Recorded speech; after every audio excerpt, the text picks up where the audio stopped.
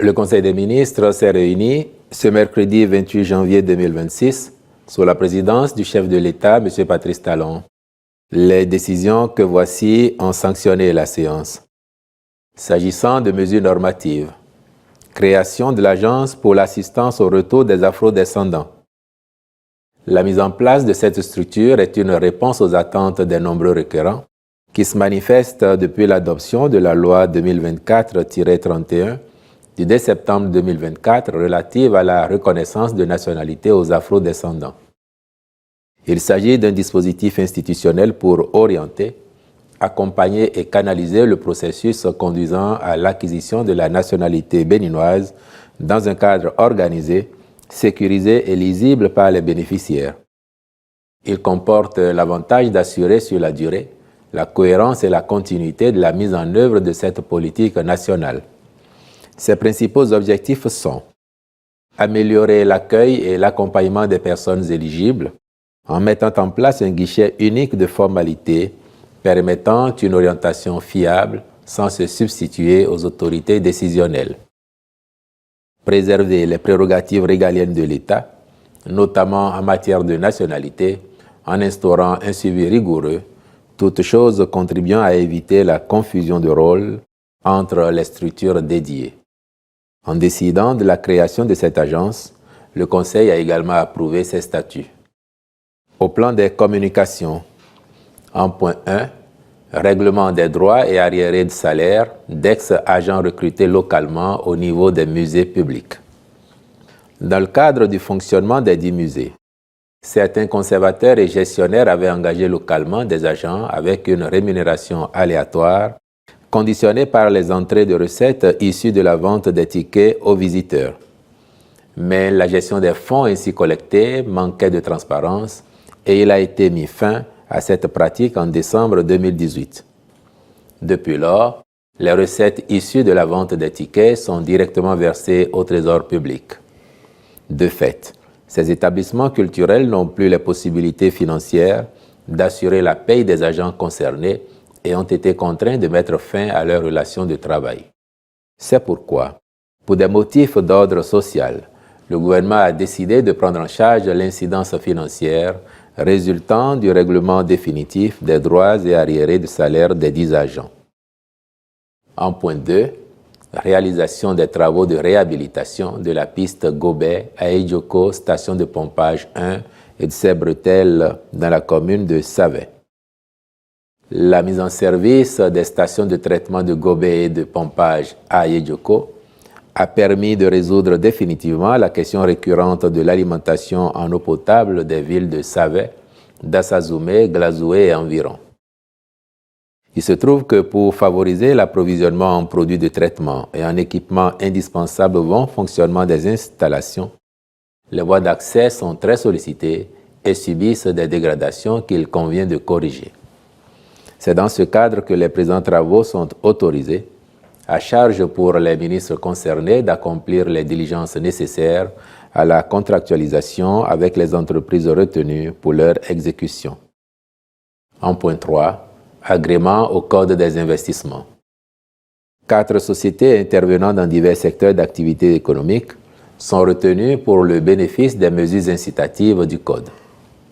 Il s'agit, pour le régime des investissements spécifiques, de la société Talent et Spectacle Bénin SAS pour son projet d'installation de 2 salles de cinéma premium au Sofitel de Cotonou. Au régime B, la société Premium Rice Mill Industries d'Angbo Sarl pour le projet de reconstruction et d'exploitation d'une rizerie à Mitroyokon, arrondissement de Zungué dans la commune de Dangbo.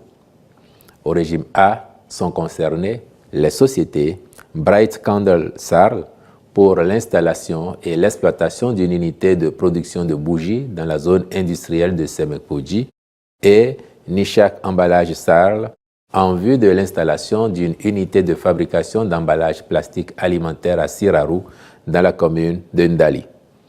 La mise en œuvre de ces différents projets impactera positivement l'activité socio-économique dans les localités concernées. En point 4, approbation des lignes directrices du plan directeur de développement du sous-secteur de l'électricité au Bénin à l'horizon 2045, du plan national d'électrification et du plan d'électrification hors réseau actualisé. L'élaboration de ces documents de planification découle de la stratégie nationale d'électrification.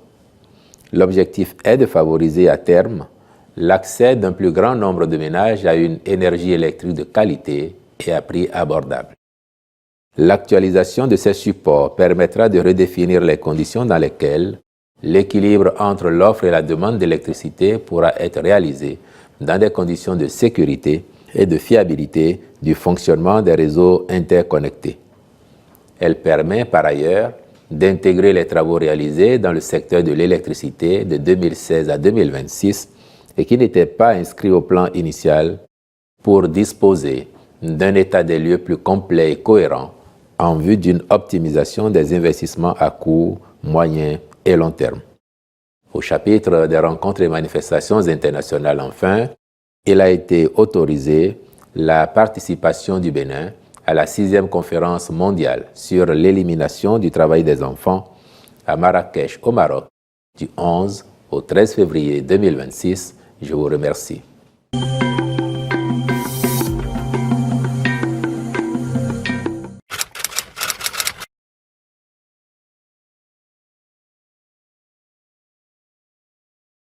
Je peux vous dire que oui, l'alerte est parvenue jusqu'en haut lieu, puisque très vite, le chef de l'État a été informé.